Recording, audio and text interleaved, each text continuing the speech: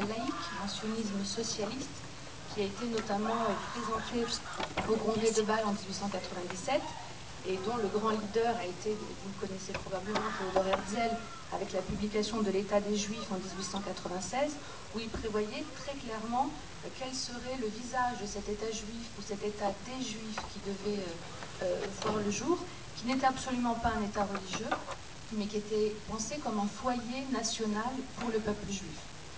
Alors, dans la continuité d'Herzl, l'idée c'était un peuple sans terre, pour une terre sans peuple, et ça a été cette idéologie qui a amené tout ce qu'on appelle les pionniers, ou ce qu'on appelait les colons juifs sur la terre d'Israël. Il y a tout ce mythe aussi que la terre d'Israël est née de rien, que notamment Tel Aviv est née du sable, qu'il n'y avait absolument rien avant, alors qu'en réalité il y avait véritablement une population palestinienne. Alors sans revenir dans les détails de tous ces débats, il y a vraiment débat aujourd'hui à savoir est-ce qu'il y avait cette identité palestinienne avant 1948, est-ce que l'identité palestinienne s'est construite ensuite progressivement face au sionisme, face à la création de l'État d'Israël.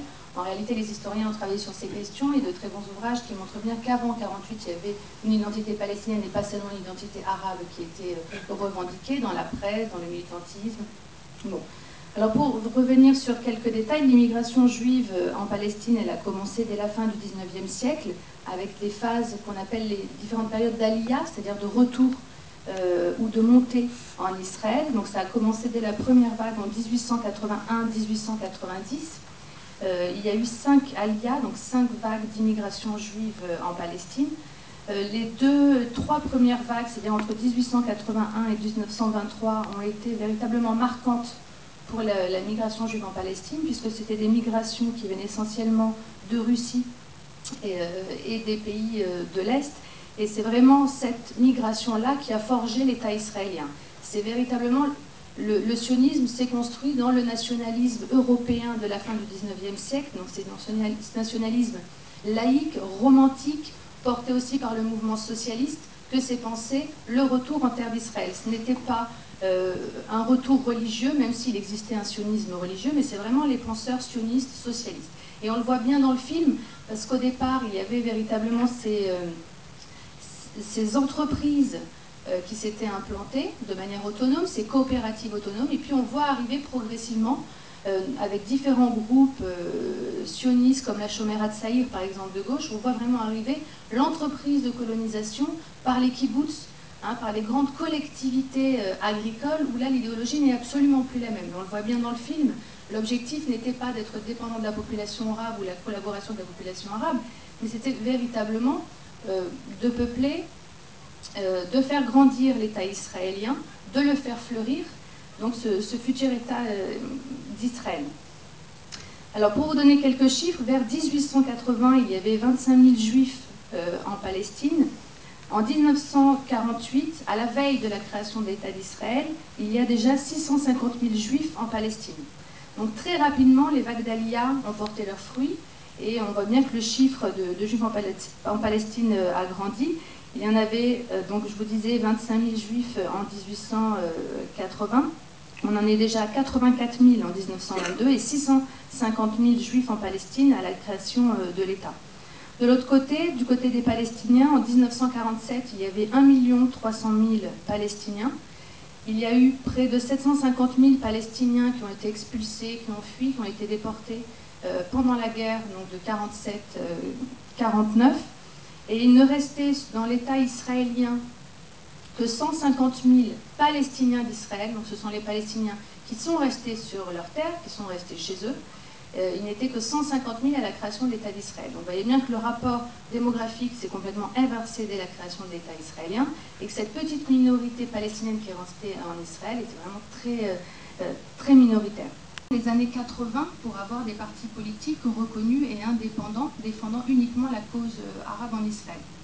Et l'affirmation d'une identité palestinienne ne s'est faite que progressivement à partir des années 60-70 dans le mouvement associatif, dans les partis politiques.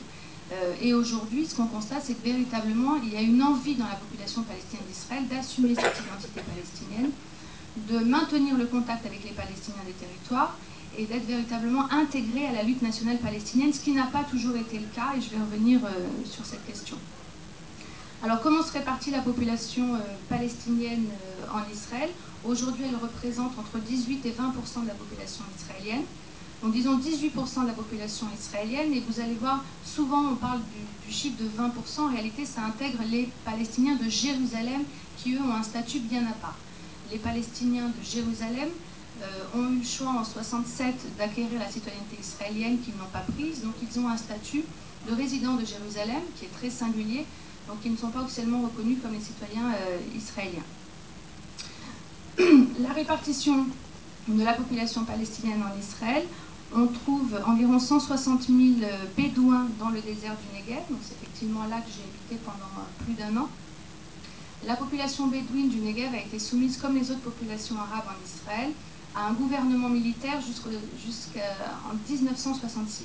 C'est-à-dire dès la création de l'État d'Israël en 1948, tous les Palestiniens qui se sont retrouvés du côté israélien et donc dans l'État israélien ont été bloqués dans des zones arabes, donc sous gouvernement militaire, où il y avait des checkpoints, ils avaient besoin aussi de demander des autorisations pour sortir des zones, pour aller travailler dans les villes juives, et il a fallu attendre 1966 pour voir la fin du gouvernement militaire.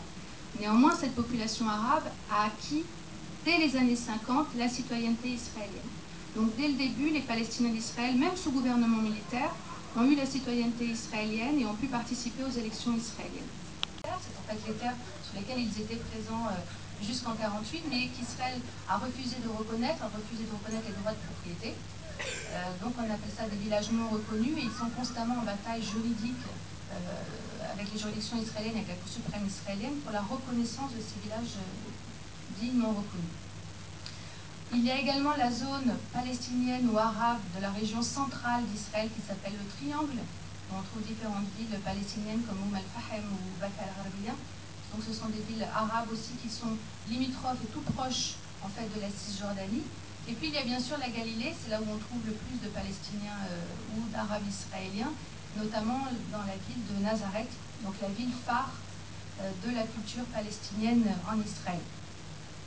Alors pour venir sur l'histoire de ces Palestiniens d'Israël, je vous le disais, de 1948 à 1967, ça a vraiment été une période de contrôle et d'isolement. Ils ont été isolés par rapport aux autres Palestiniens. D'abord des Palestiniens qui se sont retrouvés en Cisjordanie, donc à l'époque la Transjordanie, donc sous autorité jordanienne, et isolés aussi des Palestiniens qui étaient à Gaza, qui eux étaient sous autorité égyptienne. Et puis bien évidemment isolés de tous les réfugiés palestiniens qui sont allés dans les pays voisins, notamment au Liban, en Syrie et en Jordanie. Jusqu'en 1967, c'est une période où il y a peu de mobilisation politique des Palestiniens d'Israël. Il y a véritablement un repli dans les villages, dans les villes palestiniennes, et un repli sur les familles, et il y a très peu de mobilisation. Mais progressivement, on voit émerger des partis un petit peu, des partis nationalistes, notamment le parti nationaliste Al-Ard, qui a été lui interdit en 1965 et qui s'alignait sur la politique nassérienne. Et c'est à partir de l'année 67 que les choses commencent à changer. Alors pourquoi ça change en 67? Justement parce qu'Israël occupe les territoires palestiniens, la Cisjordanie et Gaza, et qu'il n'y a plus véritablement de frontières et de blocage entre les Palestiniens d'Israël et les Palestiniens des territoires occupés. Et c'est à partir de là que se renoue le contact entre les Palestiniens, alors qui avait été un petit peu suspendu entre 48 et 67, parce qu'entre 48 et 67, les contacts étaient très difficiles et ils se faisaient essentiellement à l'étranger, notamment chez les militants communistes qui pouvaient se retrouver à l'étranger, ou alors des relations clandestines, et on connaît un certain nombre de réseaux et de contrebandes qui ont continué à circuler entre 48 et 67. Mais à partir de 67, vraiment un renouement des contacts entre les populations palestiniennes des deux côtés. Et c'est à ce moment-là que l'identité palestinienne commence véritablement à s'affirmer dans l'espace public, dans des partis, dans des associations chez les Palestiniens d'Israël. Et c'est aussi à ce moment-là que commence à se structurer la lutte nationale palestinienne, en exil, et qu'on voit progressivement l'OLP considérer la question des Palestiniens d'Israël, ce qui n'est pas évident. Dès le début, l'OLP n'a pas immédiatement intégré les Palestiniens d'Israël dans sa lutte. C'était les Palestiniens des territoires, les réfugiés donc dans les pays limitrophes, mais ce n'étaient pas les Palestiniens d'Israël. Et jusqu'à aujourd'hui, les Palestiniens d'Israël restent largement en marge de la question nationale palestinienne. On en entend rarement parler dans les discours aujourd'hui de l'autorité palestinienne ou des anciens leaders de l'OLP. ça reste une problématique très propre parce qu'ils sont citoyens israéliens et que les Palestiniens aujourd'hui, donc l'autorité palestinienne, ne veut pas empiéter sur cette question. Alors par exemple, en 1972, on voit le Conseil national palestinien qui vote une résolution appelant au soutien de la lutte des Palestiniens d'Israël pour restaurer leur identité arabe. Donc il y avait un doute aussi sur l'identité de ces Palestiniens qui étaient restés en Israël. Donc pour restaurer leur identité arabe et renforcer leur lien avec le reste du peuple palestinien. Et effectivement, à partir des années 70, l'OLP se dit qu'il vaudrait mieux nouer des liens avec les Palestiniens d'Israël. Alors les différentes factions de l'OLP, que ce soit le Fatah, le Front démocratique de libération de la Palestine, le Front populaire de libération de la Palestine ou le Parti communiste, nouent des liens avec les Palestiniens d'Israël. Et en réalité, toutes les factions de l'OLP ont eu des liens avec les militants politiques du côté israélien. Et c'est encore le cas aujourd'hui, puisqu'on sait très bien que tous les membres des partis politiques palestiniens ont des liens avec les partis politiques palestiniens ou arabes israéliens, et c'est y compris le cas pour le mouvement islamique, puisque le Hamas a des liens avec le mouvement islamique côté israélien.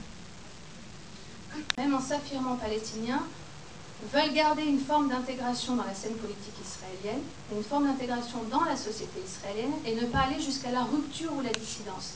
Et c'est bien ça qui est la singularité des Palestiniens d'Israël, c'est que même en se définissant palestiniens, ils sont davantage à la recherche d'une intégration différenciée en Israël, c'est-à-dire être reconnus comme des citoyens israéliens, mais des citoyens israéliens d'identité palestinienne, donc ils demandent d'être reconnus comme une minorité nationale avec des droits propres. Donc ce n'est absolument pas la dissidence qui est demandée par les Palestiniens d'Israël. Ils ne demandent pas à avoir des droits différents, ils demandent simplement à avoir les mêmes droits que les Juifs, mais que l'État israélien ne soit plus l'État des Juifs. Donc la demande aujourd'hui des Palestiniens d'Israël, c'est que ce soit un État démocratique pour tous, et ça a été le grand slogan d'Azmi Bishara, pour ceux qui le connaissent, qui était un leader, qui est toujours un leader arabe israélien, palestinien d'Israël, mais qui est en exil, c'était qu'Israël devienne un État de tous ses citoyens. Donc un État démocratique pour tous. Alors les changements vont intervenir à partir des années 90. Pourquoi? Parce que tous les partis palestiniens qui se créent en Israël, je vous le disais, jouent sur ce tableau d'identité palestinienne et en même temps de l'identité israélienne. Mais ils vont remarquer aussi que pendant les accords d'Oslo et pendant le processus de paix, ils n'ont pas du tout été intégrés à ce processus. Ils n'ont pas été intégrés en tant qu'Israéliens, mais ils n'ont pas été intégrés non plus en tant que Palestiniens. Hein, il est évident qu'ils n'ont pas participé directement aux négociations de paix, donc Oslo les a complètement marginalisés. Ensuite, quand il y a eu la création de l'autorité palestinienne en 1994 et les premières élections en 1996, on a clairement constaté une centralisation et une territorialisation de la question palestinienne en Cisjordanie et à Gaza. Là encore, il y a eu un recentrage de la question palestinienne sur ces territoires, Cisjordanie et Gaza, avec une marginalisation des Palestiniens d'Israël, et puis progressivement aussi la marginalisation de toutes les populations réfugiées. Et on le voit aujourd'hui dans les négociations et dans les pourparlers, où de plus en plus la question palestinienne se focalise sur la Cisjordanie et Gaza, et je dirais même uniquement sur la Cisjordanie. Hein, depuis le blocus de Gaza en 2007, donc depuis la prise du pouvoir du Hamas, on voit clairement que l'autorité palestinienne négocie des droits, négocie une indépendance, mais pour qui au final? C'est essentiellement pour la Cisjordanie. Donc là, les Israéliens, quelque part, l'entreprise israélienne de différenciation entre les Juifs et Arabes, d'abord elle a réussi, mais l'autre entreprise de différenciation entre les Palestiniens d'Israël et des territoires, elle réussit aussi, et ils sont même en train de réussir à différencier le sort de Gaza et de la Cisjordanie. Et ça, véritablement, on l'observe dans tout ce processus depuis 60 ans, de cet éclatement, en fait, de la population palestinienne. Alors, ça ne veut pas dire qu'il n'y a pas de lien, et les liens sont très forts entre les populations. Donc, je vous l'ai dit, il y avait des liens entre les partis politiques, ils existent toujours. Il y a des liens entre les différentes structures associatives. Les associations arabes de droits de l'homme en Israël ont des liens avec les associations palestiniennes de droits de l'homme, alors notamment à Nazareth. Donc, tu présentais justement le voyage qui est envisagé en Israël, et je crois qu'il y a une rencontre justement avec l'Organisation des droits de l'homme de Nazareth qui pourra vous en dire plus là-dessus. Il y a régulièrement des campagnes qui sont menées de façon conjointe entre les différentes structures de défense des droits de l'homme. J'ai travaillé sur la question des associations de femmes, et c'est la même chose. Les associations de femmes arabes ou palestiniennes d'Israël ont des liens avec celles des territoires. Il y a une aide humanitaire qui est évidente, donc toutes les structures associatives et caritatives envoient de l'aide dans les territoires. Le mouvement islamique est probablement le plus actif dans cette entraide entre Palestiniens, que ce soit la collecte de fonds pour les orphelins, le parrainage d'orphelins dans les territoires, et puis également les réseaux confessionnels, les réseaux chrétiens, donc les églises sont également très actifs dans cette solidarité interpalestinienne.